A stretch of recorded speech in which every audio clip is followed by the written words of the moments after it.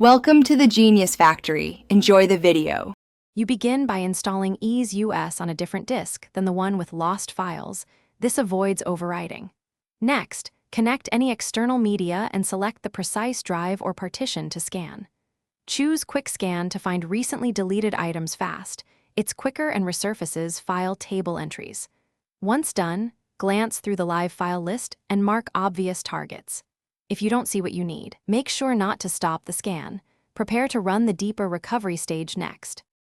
You now escalate to deep scan when Quick misses items. This performs a sector-by-sector search and recovers fragmented files. While it runs, use filters, file type, date range, and minimum size to narrow results quickly. Preview thumbnails and text snippets so you only select valid files. This saves time.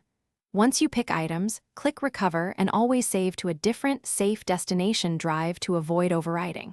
If you need many files, recover in batches so you can verify integrity as you go. You finish by verifying recovered files right away. Open a sample of each file type to confirm integrity because some recoveries need repair.